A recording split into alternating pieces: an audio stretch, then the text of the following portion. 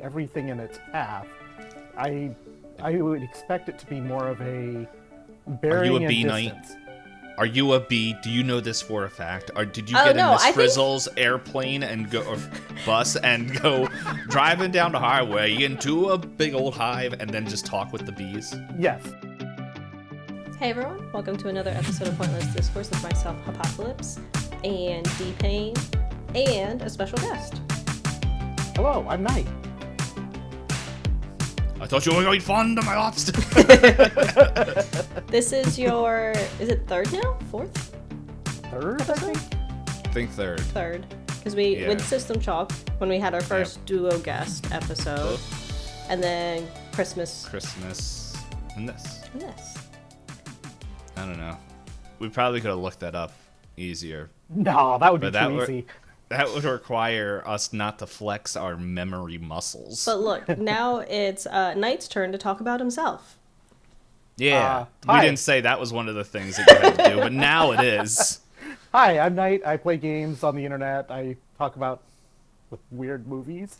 And, I don't know, what all the other stuff I do. I don't know what else I do. I do those things. You host a butt ton of legacy board games. More than is probably good for me, but such is life. You test your sanity on Sanity Loss, the Call of Cthulhu podcast that he's on. We had John and Elizabeth on earlier, where just like this week, we watched, I think, a romantic comedy. Yes, this is very much a There's a romantic lot comedy. less kissing in this one. Is there? Less, but not none. More than expected. I don't know. I don't have your resume. For video watchers, Knight has a special themed background, so if you didn't read the title, you can definitely figure out what movie we're going to talk about this episode. Two old men sitting on a house. One of them is not that old. One of them Old is enough. conventionally attractive, even. Yeah. Too bad he's got Wasn't other you, Defoe? issues. Before I forget, I'm going to share the fact. The fact. I forgot what fact we're on. I think it's 15. That's the music thing I use. Where's the spreadsheet? There's a spreadsheet. It is fact 15. Hey guys. Did you know that the psychological horror film Hereditary was A24's highest grossing film worldwide when the company acquired it back in the 2018 Sundance Film Festival? You also know we're not contractually required, but we do watch Hereditary more than we should, and it's also the one that we have the hardest of getting anybody on. Knight was one of those, and he said no. But it was one of the highest grossing A24 films at Yes. the time. That's my fact. Knight said no to Hereditary. I don't remember. Was that when they explicitly offered separately? I don't remember. Yeah, that was in... Or is it just one of the choices? It was the first option, because I was like, hey, we need somebody. We had to record that back in December/January. And you're like, I'm good. Yeah, we had like nobody want to watch that movie. We had to find a horror movie podcaster to watch that movie with us. And it was fun. It also turned out it was like, between the three of us, it was watched almost 10 times before. Yeah, I had watched it. That was my third or fourth watch through. Because we watched it last Halloween. Yeah, we watched it last Halloween. I think that was my third. That was your third as well. Okay. Well, I may have watched this one 3 times as well, just to try to figure out what was going on. So, You did more work than I did. This is my second watch through of it.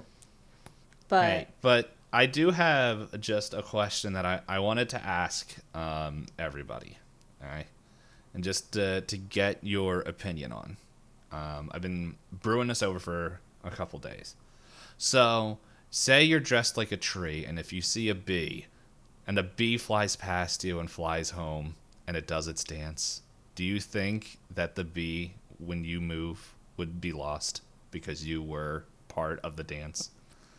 Knight is laughing because I said this exact question for this week. Well, the question was a little bit different. In the other version was not if you're dressed as a tree. It was just, are you part of the dance?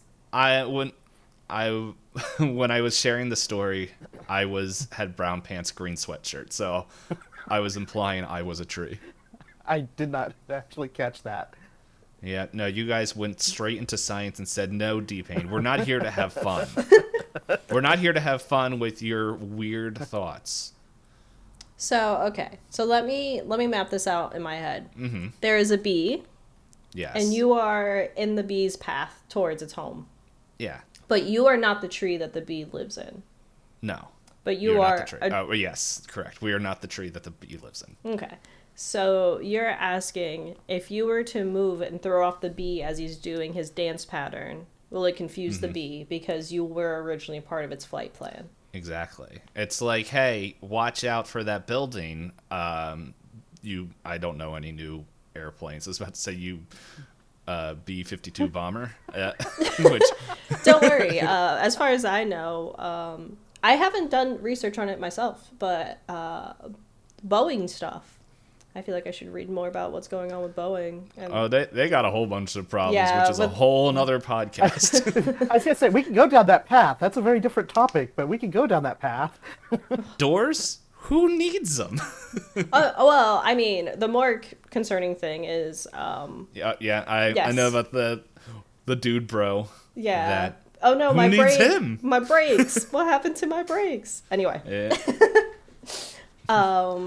In any case, I say yes because the bees run into windows. So I don't imagine the bee will be able to remember that the tree was somewhere else a second ago if you move out of your position. See, I am reasonably confident that the dance that the bees do is not describing everything in its path. I would expect it to be more of a bearing and distance. Knight? Are you a bee? Do you know this for a fact? Or did you get in Miss Frizzle's airplane and go, or bus and go driving down the highway into a big old hive and then just talk with the bees? Yes, I did. Yeah, look, from my understanding, bee dancing is really just to be like, guys, there's food in this general direction. So, like, will the bee fly into you? Yeah, so, like, will the bee fly into you and get confused? Yes, but then it's just going to fly around you and keep going northeast to the direction it wanted to anyway. I want to see the part of the bee dance when it slams its face into a window 30 times. Yeah, There's Jedediah. He's a little slow. Yeah, like, I've had friends that have, like, used to have those big wood bees, and every summer they would put out really nice flowers, and then part of the landscape noises was just bzz, dunk, bzz, dunk, bzz, dunk. It's like, yeah, the flowers aren't in the glass. They're on they're right next to it, but it's okay, buddy. You're trying. I know it's here. I can feel it in my bones. Got a divining rod. Oh, we watched Minari? I watched a stinking TikTok where someone... was it... I don't know. It was something different, but they're just like, he's walking and all of a sudden it's just like the two sticks go... And he's like, there's water down here. And it's like, how do you know that? And then it's like they dig it up and there's like a water line in there. And it's just like, it could work. Or he just knew the blueprints of the house. Like... Oh, so it wasn't like a water table like a Minari. It was literally just like the city ordinance line. PCP pipe going to the house. PVC? Yeah. Yes. Hey, it could have been sewer. Whatever. He could have found the sewer line. That's terrible drinking water. It's just flavored. There's a lot of minerals in there. But in any case, it's the good stuff. Speaking of poop, we watched a movie that has poop in it. You're welcome, guys. I did. Among other things. Yes, so in case it wasn't clear from Dpayne sharing a fact about the A24 production company, we are watching 24 movies by A24 for the year 2024. And this is a guest episode because I've watched this movie before. So I was like, let's bring somebody else to chat about it. So this week, because I mentioned poop, I guess I'll go ahead and reveal that in case you didn't see it in the title, we watched The Lighthouse. It's right. Well, this side, right there. It's right there. I got there. I don't have any lighthouses. You do have something else that's kind of in the movie. This hula dancer? All over. The robot? Yeah. Oh, the my Christmas gift. Oh wait, hold on. If I move the mic, there's a bee. Did he The get fun thing confused? is, probably it's been stuck there for a while. The fun thing is, I think the way this video will be cropped, no one will see that. Fun. But yeah, so if you don't want spoilers for The Lighthouse, because it is technically within 5 years, right? It was 2019. Yes. Turn back now, because we're going to be sharing a quick synopsis of it and then talking about it.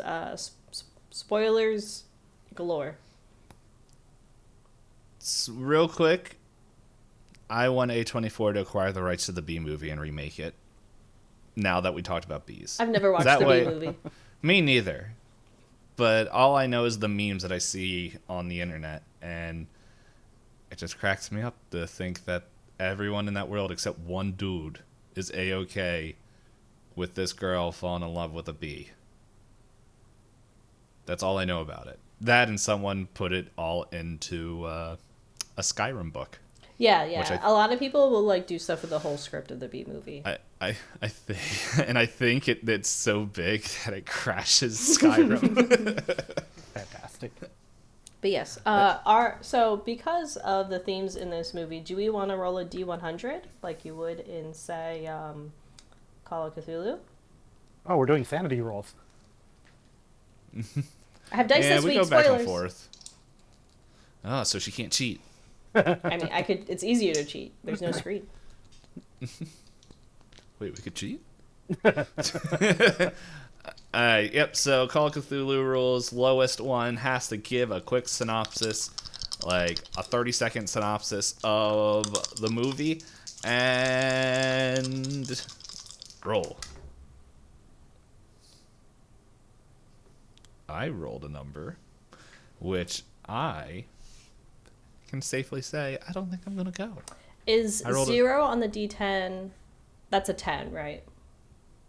Yes. So if I rolled a 20 on my So you rolled a 20. 20 plus 10, so 30. That would be No, 20. it's just, no, it's It's just flat 20. 20. Flat 20. Because there's Because it's basically the one's unit place. Oh, the okay. tens right. is the 1. The only time it gets really confusing is when you roll all zeros, because then it's 100. Okay. And good, But I'm you can safely in the roll- middle at 49. My I first rolled digit a is a 2, so if your first digit is lower than that, D-Payne. Well, I have a whopping comp. It's going to be close. 74. So close. Very close. Confusing even. Anyway, so synopsis time. I don't remember the last time I've given a synopsis. That makes 2 of us. 'Cause it's normally me. Because you had to give the one for the movie next week, but you didn't want to give. Yes. I'm not looking forward to part 2 of that movie. Prequels. Okay. So the synopsis for The Lighthouse. Sorry, I was also discussing movie theory with Strider right before this movie about different things. So I was going to give it a synopsis, but... Okay, I'll do the straightforward synopsis. 2 dudes, lighthouse, stir crazy. 2 dudes in a hot tub 5 feet apart. These 2 dudes are not scared to be close. Well, sometimes, but sometimes not. Sometimes yes. Sometimes a little. Sometimes a little kissy. Sometimes a little no kissies. Sometimes a little punchy. Enemies to lovers, maybe. I was hearing a noise and I wasn't sure if that was my phone going off, but I just also realized that I never set the timer. Oh, it was my phone going off.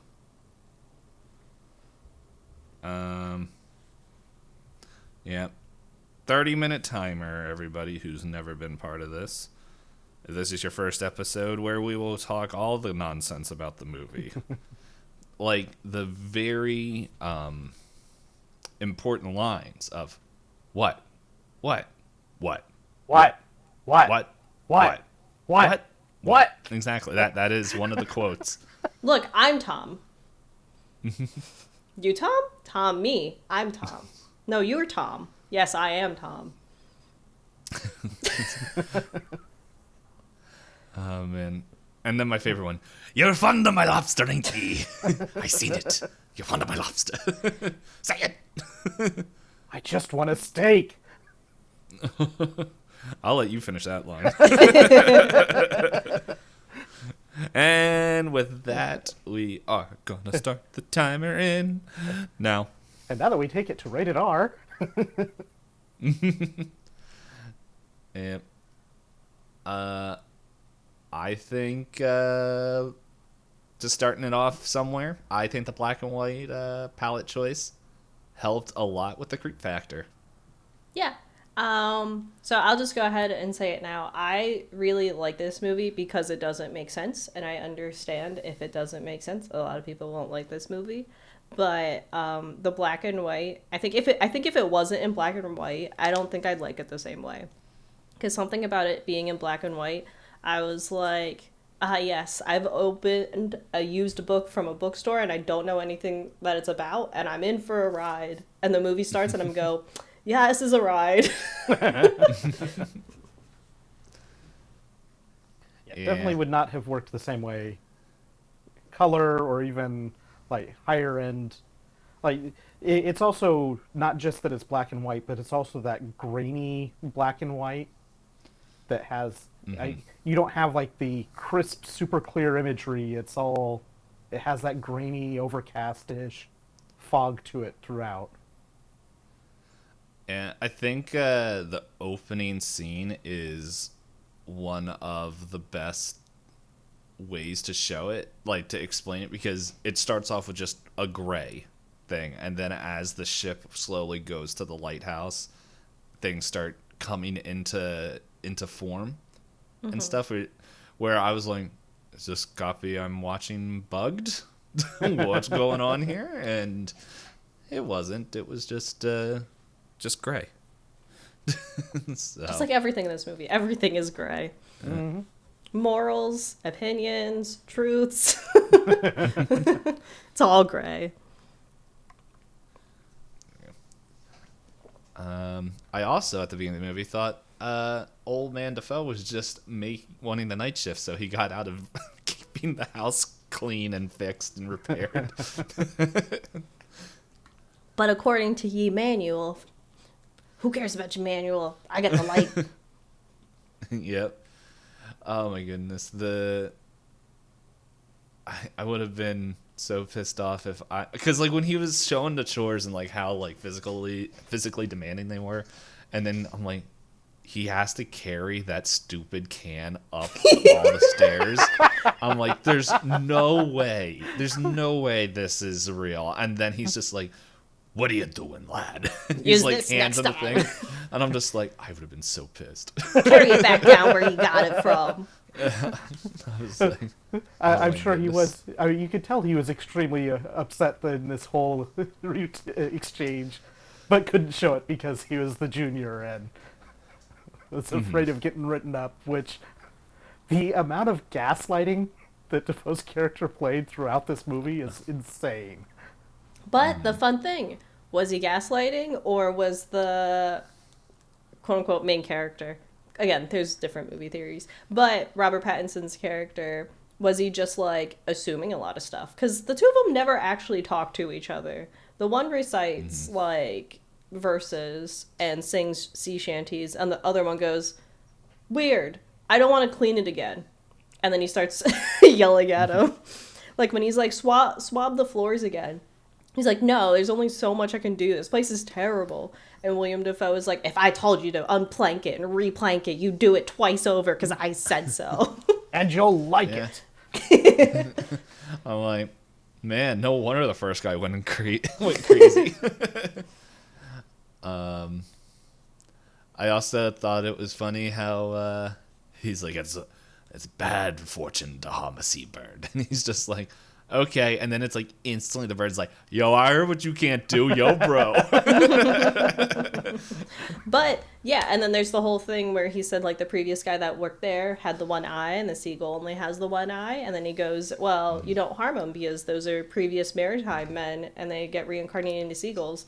And Robert Pattinson's character goes, you know what? Yeah.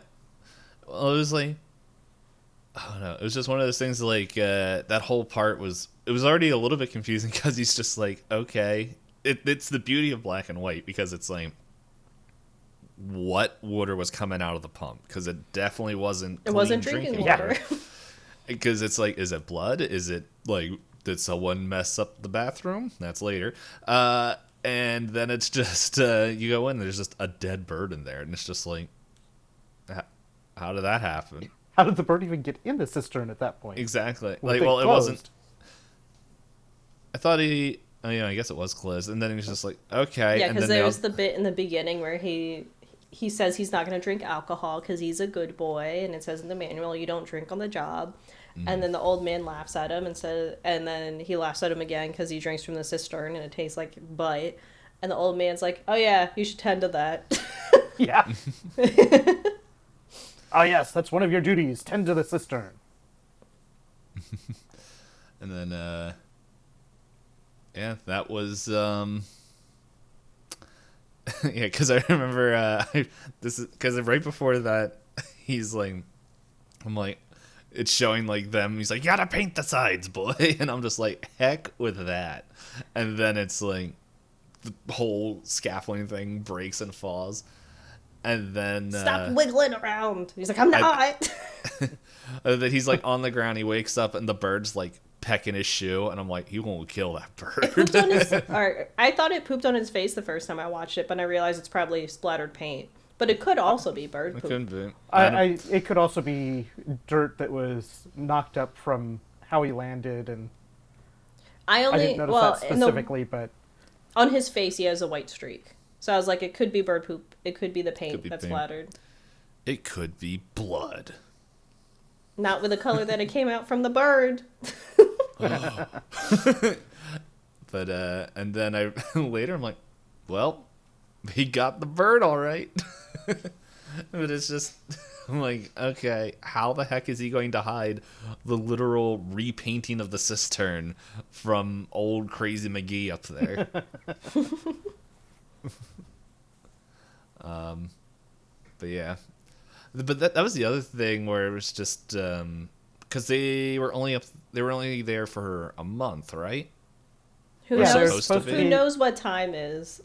Yeah, they were but supposed to be it's- there for a month, and then he kills the seagull, and the wind changes immediately afterwards. Yeah, well, what I was getting, like, originally it was only supposed to be a month, and then it's like he kills the gull, and then it's just, as Hop was saying, like, time gets loosey-goosey, and it's just, but I'm like, wow, that, I was expecting a little bit more build-up. It was more just like, all right. Yeah, because they We're- celebrate that they're leaving tomorrow, air quotes, and then they get wasted, and then he blames him. He's like, oh, it's because we got drunk. That's why we don't drink on the job. And he's like, bro, that was weeks ago. He's like, what do you mean it was weeks ago? Yeah. You've been saying for weeks you're going to take the boat out. Like, wait, what? Yeah, I told you weeks ago you gotta deal with the supplies and ration better. There's a bad storm. He's like, what do you... None of this makes sense. And it's like, yeah, it doesn't. Yeah, which I was wondering if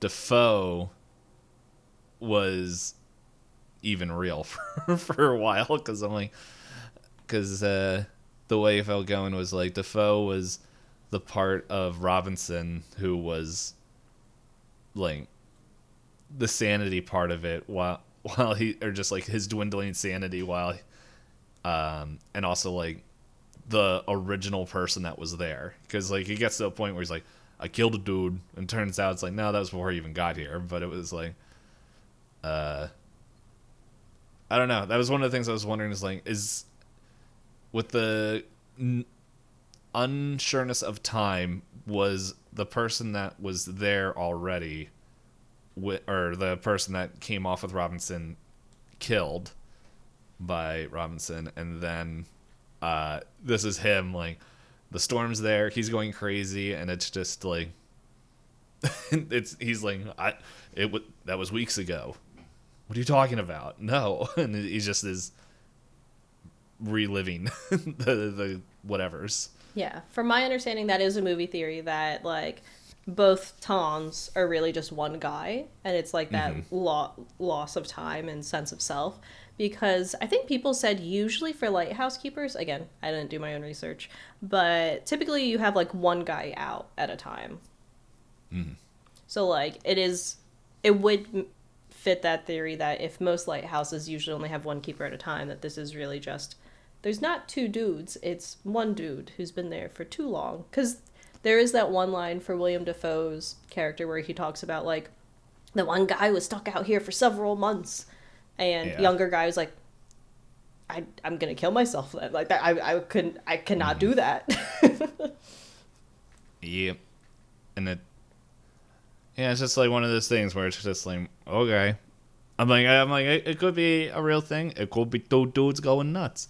Because then it's like, Defoe's character, gotta scroll up to remember their names. What's his face? Tom 1 Wake. and Tom 2. Yeah. Wake was the story of how he heard his leg was constantly changing. Right? I think that. Yeah, because he's like, you said you were in the war, you said you were a cop, you said you, like, it was like, he has that one bit where he lists off all the reasons why he's, like, a liar. Yeah. To which Defoe's character replies basically, you confessed the worst thing in the world to me, and all this. Like, okay. So. You confessed that you basically left a guy to die in a wood chopper, effectively. I didn't do him in, but I saw the jam and I didn't do nothing to save him. Sorry. I just took over his identity.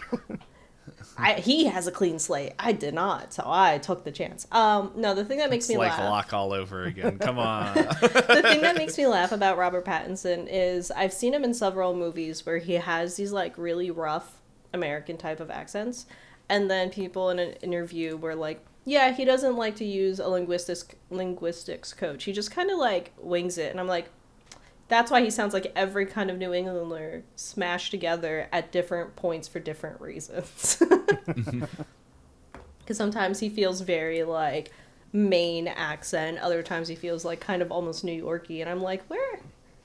I guess it makes sense for a guy who's just kind of roaming around stealing identities for him to not really have a clear-cut accent. Because he was, logging in Canada for a bit. At least that's what the Wikipedia says. I don't know why I said it like that. At least that's what he says. Yeah, That's what he claimed. Yeah. I don't know. There's constant times when I was like raising and lowering the volume, and then it was just like, oh, hold up, can't hear. Oh, now I hear too much. Yeah, he scream a lot. Yeah. Especially at the very end. His butt's out a lot. Both of Especially them. at the very end. He had to air out. And then, like, Cthulhu's in the lighthouse. Maybe. Maybe not. Cthulhu's kind of also in that one scene where he's doing some punchies. That's what, like, it's right near the end where they're, like, fighting, and it's just like Wake just fighting back, Defoe's character's fighting back, and then it's just like switches into Mermaid. I'm like, what the heck? And then it's just like it's Mermaid, like, no longer fighting, and then all of a sudden it's Defoe as, like, Barnacle Man. yeah. It looked like he was trying to be Triton. Davy Jones. Yeah. And he's just like, ah! And then it's just like, okay, I think he's dead now, right? You're killing me. You're killing me. You're killing me. Bark like a dog. It's like, all right there, buddy. And then No, my favorite scene, honestly, is the one that leads up right to that, where he's like, he found his log of critiques about him and his like work yeah. ethic, and then he's like, I found the last man. He was dead. It was one eye. He was in the lobster trap." And William Dafoe's character is like, "Oh no, I'm stuck here with this guy," and he's like. You used your scrimshaw trinket and you drove us crazy. Well, I'm free of your machinations. I broke it. And William Dafoe's character is like, "Oh no, he's lost it." And he like throws it on the ground, and it's the mermaid figure. And William Dafoe's character is like, "What is that?" And Robert Pattinson's character is like, "Does self-harming activities in the shed." And I was like, it did seem like self-harm. It didn't seem like you enjoyed it anymore. Bouts of craziness, severance without pay. And William Dafoe's like, "You weren't supposed to read those." why'd you read my journal? My diary. That was locked up for a reason. I don't know.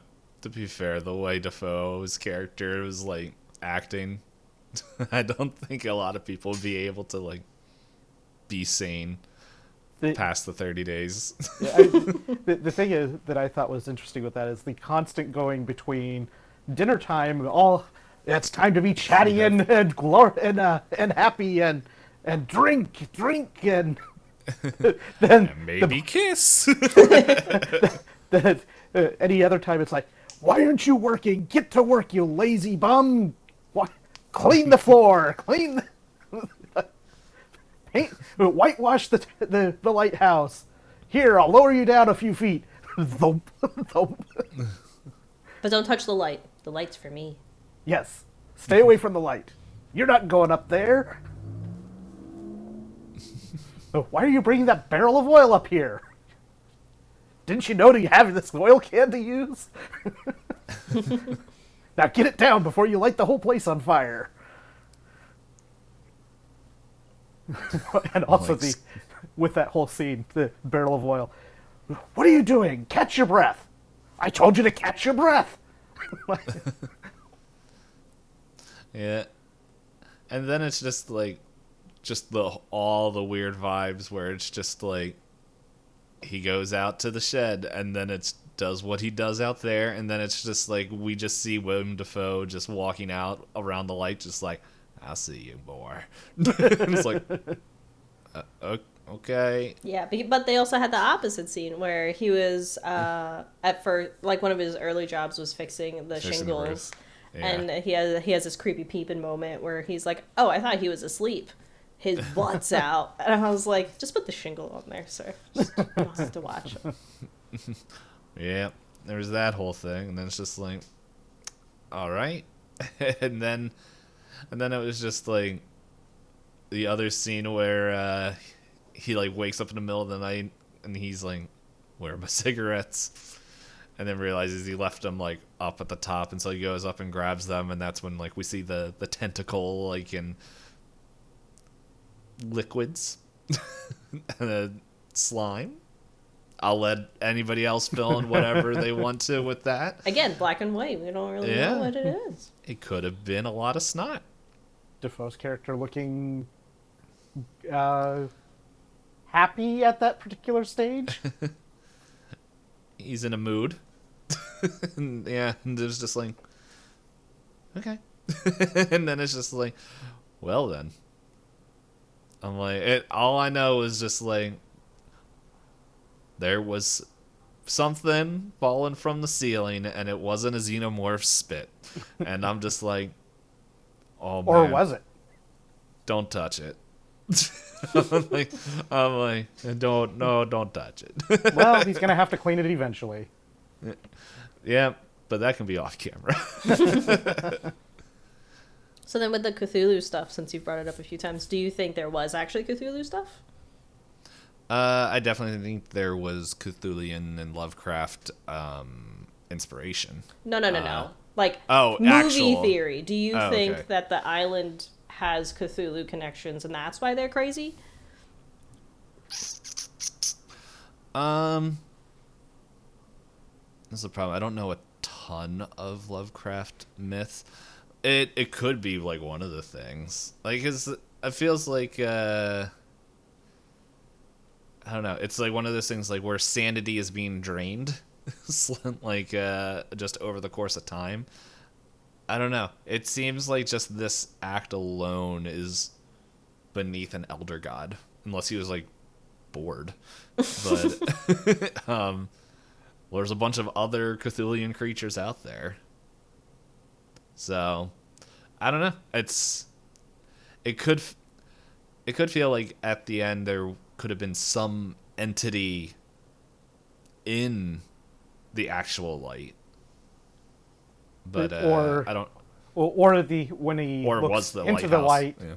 when he looks into the light and sees nothing but the light, that also could have been. I thought there was something in just that revelation that there was nothing but the light in the whole time. It could be. Pushes him It could. just over the edge Yeah, beyond what he already was. there wasn't. He was already off the edge. Let's be Oh real. yeah. Oh yeah. 'Cause I'm free. Yeah, because I know falling. the first time I watched this, my takeaway was basically just like, oh, is a guy, he's a murderer, he's trying to run away from his past. But guess what happens when you sit alone with your thoughts for too long? The past comes to Cthulhu. life. Oh, yeah, that. What did you say? Cthulhu. Oh, yeah. The desire for tentacles. Hey, buddy, heard you called? Yeah, because even the particular shed scene, the one where he seems unhappy with himself, it gets to the point where he imagines himself getting drowned in the middle of his personal time. Mm-hmm. Hey. A lot of desire for tentacles. Not here to kink shame, but I don't know. But yeah, I don't know. It could have been like I'm trying to think, because I know there's like people who write like the Call of Cthulhu game scenarios off of that stuff. That like it could have been that the lighthouse itself was possessed or itself, and it was like just that island had its own bad juju that like made people go this way, and then it's just like you just had the correct amount of unstable people already on the edge that just was enough to like fully activate the thing without realizing it. But once you start getting, then the other way that ends up playing is once you start getting enough myth and legend around a location, it ends up attracting a certain type of person that is more prone to that, and propagates the myth further by virtue of basically the only people that go there are the ones that are already a few screws loose. Yeah, because Patterson's character specifically said this was the farthest one away, and it was like the farthest one, and the like, pay was higher the because it's pay the most was isolated. Yeah, it's the most isolated, and it's just I just wanted to be by myself. I get paid more for being here, and it's like, hey, a month away should be fine. And then he killed a bard, and he ruined his whole chance. I did like the bit where William Dafoe's character, he asked him, he's like, do you have, like, a wife or anything like that? He's like, yeah, they frickin' hate me. I'm here all the time. I love the lighthouse. The light is mine. And it's like, okay. Yep. Yeah, because there was the theory that I was wondering if they were the same person was like their last night of celebration and everything, because up to that point, like their whole relationship with each other was very, like, my brain can't figure out how to pronounce it, but against each other, and they were fighting, and like nothing really seemed to be in any form of like, hey, we're gonna enjoy each other's presence, like, or just get along just for the month. But it wasn't until like the last day and they finally get drunk together, and there's the scene where Patterson and and Defoe switch their smoking implements, where Defoe has the rolled up cigarettes and Patterson has the pipe. And there's just like nothing up to that point made it feel like that is something that should happen. And there really wasn't like, that was one of the things that surprised me, was like I wasn't expecting it to jump to the end. Like I thought there's going to be more of a build rather than just bada bing bada boom. Hey, now we're here too long. So I don't know. That was one of the things I remember. Just I noticed. I'm like, okay, and then that's when it starts. I think after that, I could be wrong because I only watched it once. It felt like after that point is when we start getting a little bit more information about each character revealed, which felt like, okay, the way they're reacting and everything, and just so at each other's throats until like, well, let's get the alcohol. And it's like, okay. Side note, the thing that cracked me up a lot too was just like, oh no, we're gonna be here late. We got to get the emergency supplies. Dig here, and it's just a crate with a couple cans, and then just all alcohol. And he's like, we'll be fine here. And it's just like the way they were drinking that stuff. I'm like, I don't think that stuff is gonna last as long as they're claiming. No, and then like they also allude to it in the very beginning of the movie. I noticed when Defoe tells a story about like serving, and he's like, yeah, there was gonna be a mutiny, but we had plenty of liquor. And he's trying to tell the story, and Robert Pattinson's character is like, and it keeps him stupid too, right? And he kind of does the laugh like, oh, you get it. And then it devolves to the point where the two of them have to drink so much to the point where they're just like, basically like ignoring the fact that they're stuck and they're stranded. But yeah, they're drinking, like you said, they're drinking themselves until they're basically like completely obliterated. Because, yeah, there's the other scene where they're just drinking stuff at the bottom of the lighthouse and, like, pounding their chests like beasts and, like, screaming. I was like, yes, healthy masculinity. It's great. It's not fragile at all. It also doesn't help that he went basically a month with no alcohol and then is all of a sudden going all the way in. Like, yeah. That's just his liver never had a chance. Yeah. It's just going to amplify the effects at that point. Speaking about poop, we got like 3 minutes left in the timer. Hop brought it up in the beginning. We got to go around. Yeah, I think I would have been extremely pissed off if I went in through the bedpans and the wind's like, hey buddy, have it right in your face. Return to sender, double it and send it to at the same time. Why is he trying to dump the chamber pots into the wind? That's what I was wondering when I was watching it. I'm like, you deserved that. He clearly woke up and was like hungover and like, I just need to use the bathroom.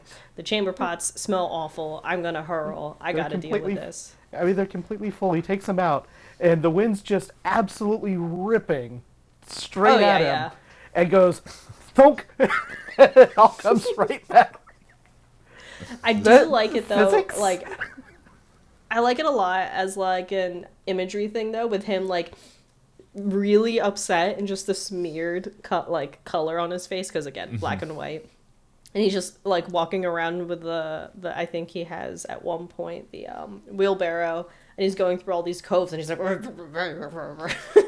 and Defoe's like, you smell like shit. Yeah, he's like, go wash yourself, and it's just like, you ain't helping, bro. He's like, I'm gonna have to report you to I forget what he keeps calling the guy that does the inspections. The Kender, I think. Yeah, tender. He's like, oh, you keep it up, I'll have to report you to the tender. You smell like shit. And he's like, ugh. And get this place cleaned up before he gets here. I just remember they do run out of alcohol at the end of the movie, and that's when they take turpentine and honey. That's what they're drinking at the bottom, yeah. That's at the end, and they're just like, it's like, no duh, you guys are getting sick.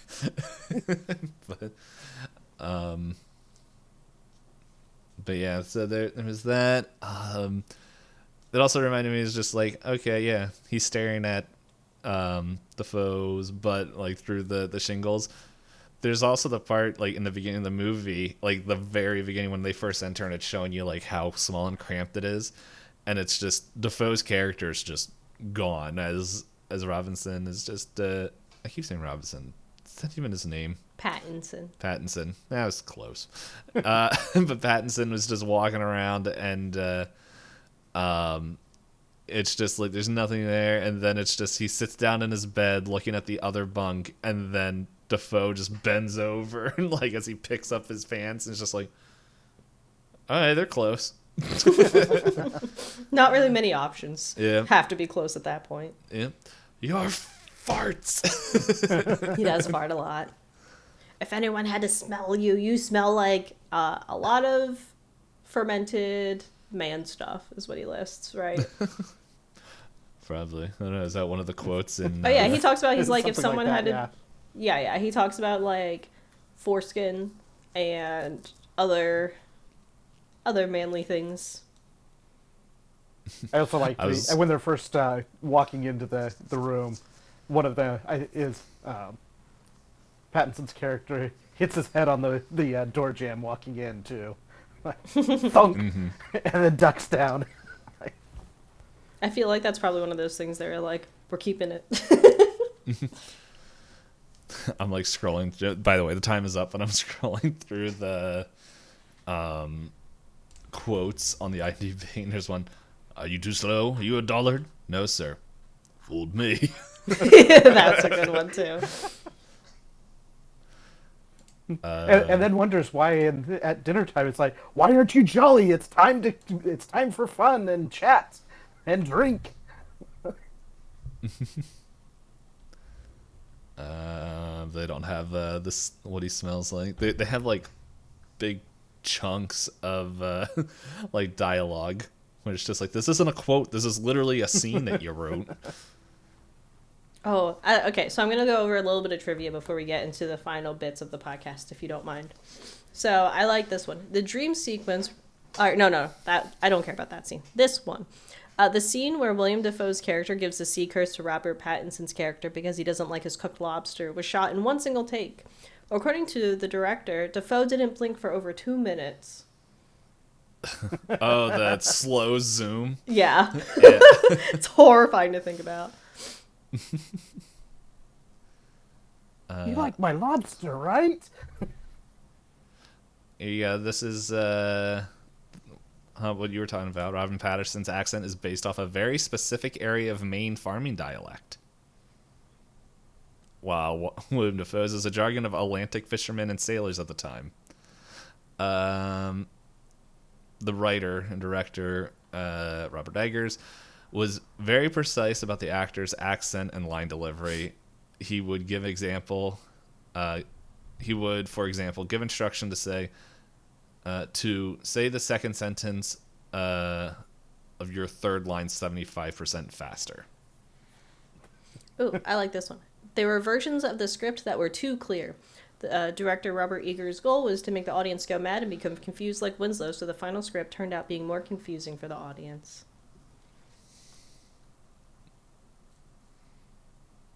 Gotta make it confusing. Can't have anything straightforward. Oh, yeah, I just saw that. We never read through the trivia.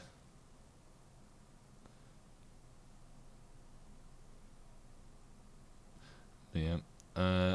Apparently the mermaid carved by Robin Patterson was auctioned off by A24 for New York City food banks during COVID.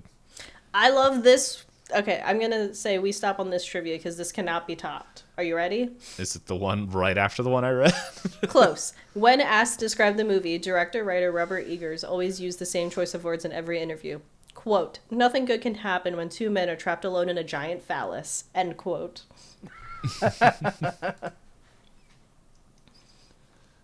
And with that, who would we recommend this movie to? Obviously not two men. I say everybody should watch this movie, but I also just really like this movie, and I like an excuse to talk about this movie. It's like, I think I had the same opinion when we talked about, funnily enough, The Lobster, where I have such a long list of like my favorite things, And this one, I don't know who it makes sense for, but I want to tell people to watch it.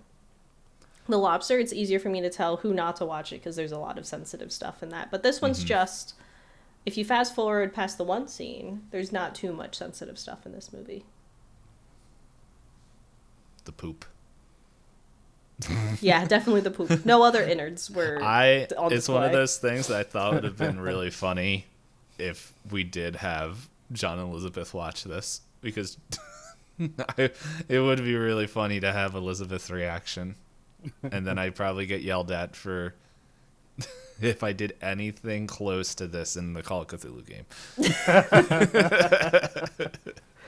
Well, this way they don't know about it, so... I am pretty sure they watched it already. At least John has. Yeah, I don't know. I think it's one of those movies, the less you know going into, the better it is. I think it makes for good talking points between people. Like, what? What? But it's like, even with your first watch through Deepane, you were like, I was curious if this is the case, and I was like, some people think that. And yeah, so it's definitely, I think, at least of the movies that we watched recently, one of the more quotable movies. Because you ain't fond of my lobster. It's just that was fun just to say as our friends playing Phasmophobia and Helldivers were just like, what are you on? It's like, I'm just like, well, I know. how much time do you have? It's definitely an experience. But I would say, if you don't like everything, just if you can't stand a movie that doesn't tie everything up and has a clear ending, then like that where everything is explained, maybe not the movie for you. Because this is a movie that's not here to hold your hands. You're here to just be waddling in the land of confusion. Yeah, but go ahead. In some ways, this is like a book that's had the last tenth of it or so just completely ripped off of it, as well as like the first handful of pages just ripped off and said, here you go, enjoy. I thought you were going to say written by somebody completely different. And then I was going to say like, The Wheel of Time. Wow. No, I mean, I've read books that have kind of like a similar format to this, and it doesn't, I don't know, for me, it doesn't feel so incomplete that I don't think it's watchable. Like, we've watched plenty of other movies where it feels like they started out with a premise and they completely abandon it, and you're like, if you gave yourself 10 more minutes, it'd be better. But I think, even though you say, like, if you don't like movies that don't tie things together, I think this could be, like, baby's first think about it movie. Because, like, there are straightforward themes, and there are, like, themes you could explore, but it's not necessarily as, like, brainy as, say, what was it? I was pretty young when I watched Eraserhead, and I do like Eraserhead, but telling somebody to watch something by, what's the director? I know you know Deepane, because they also did Twin Peaks. Lynch? Yes. Yeah, but telling somebody I'll double who's... check. Yeah, telling somebody who's not into weird media to watch something directed by that person, Eraserhead's not the beginning into understanding that kind of stuff.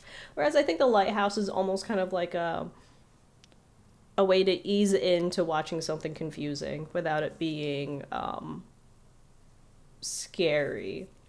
Because I saw apparently a bunch of people on TikTok saw people talking about like, oh, that baby bird looks like the baby from Eraserhead. And people went and watched Eraserhead and they went, guys, why did you scar me? You didn't tell me that this movie was actually scary. It's like, oh, yeah, welcome. Surprise. Is it by Lynch? Oh, yeah, it's by Lynch. Yeah, Yeah.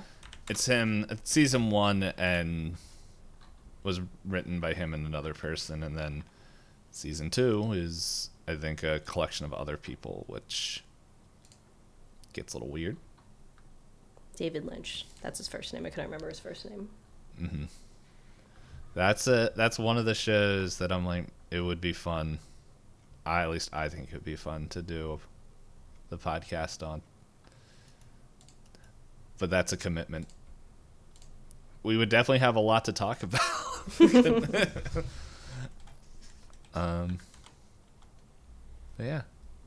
But I could agree with that statement where it's like it isn't so far out there where like people are just like, oh my goodness.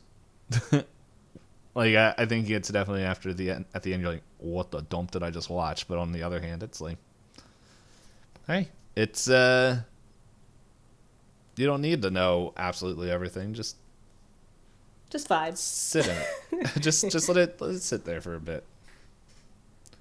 I don't wanna. So. But I don't know. Do we have any other thoughts on the thing? On the Lighthouse?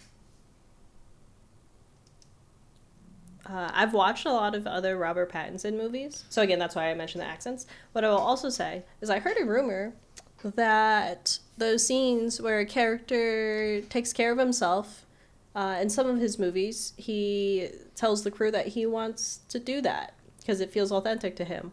And I went, oh, and I thought about it, and I was sitting next to Strider, and Robert Pattinson's butt was out. I was like, oh yeah, he does this a lot in movies. And we both stopped, paused, and went, but not in Batman, like in unison.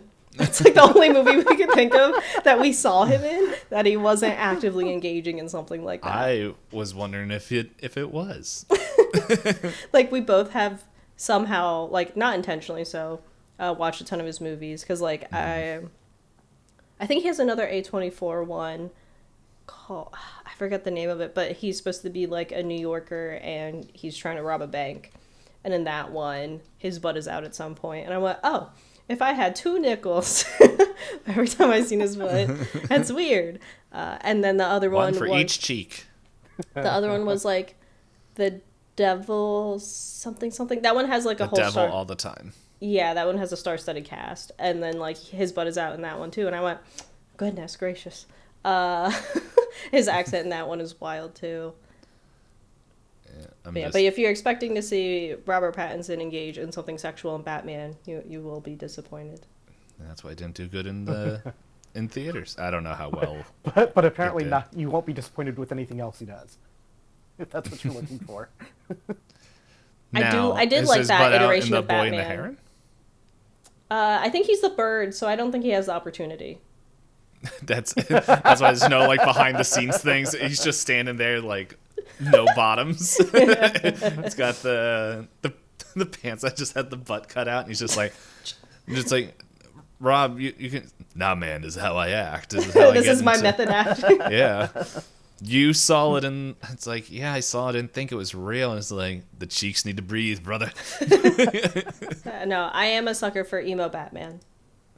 I haven't watched it, but I do remember a lot of people getting upset because it's like he refuses to train and is just sitting around, and it's just like, so just like the Batman you're portraying in the movie, he's not supposed, because I thought it was like an earlier it's like Batman. It's like when he first learns he's first like figuring out his detective abilities and stuff like that. Mm-hmm. That's what it felt like to me. My favorite part is he's also, while being emo, is also extremely socially awkward. There's a point someone's like, hey, isn't this a clue? And they turn around, he's already left the room. I was like, yeah, just like a Batman would do. He doesn't want to talk to people. All of it's going on in here. That's why every introvert's favorite superhero is Batman. Like, he doesn't wait to talk. He's like, I figured it out, and leaves, and everyone's like, oh, where did he go? I just wanted to talk. No. In any case, I don't have any other comments about The Lighthouse other than I will take any excuse to watch it again, just like I would take any excuse to watch Hereditary again. I was just seeing if I can find the other A24 movie you were talking about. I thought it was an A24. Oh, here's your excuse to watch it again. Because. Good time. Crime thriller.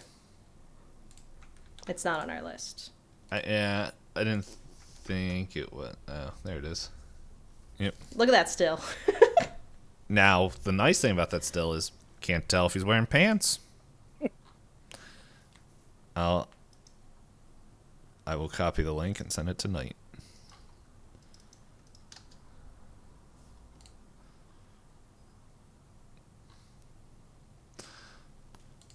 But yeah,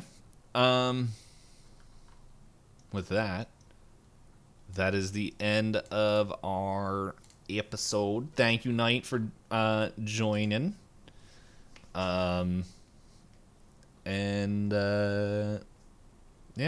we'll have a link to probably his Twitch and Twitter below in the comments somewhere, depending where you're watching this. Well, Thanks for inviting me to watch more weird movies. yeah, Always. at least this one had more of a plot than Ginger Dead Man. Somehow. Wait, was Defoe in that one too? No, that was... No, that was Gary Busey. Teeth. Yep. Ah.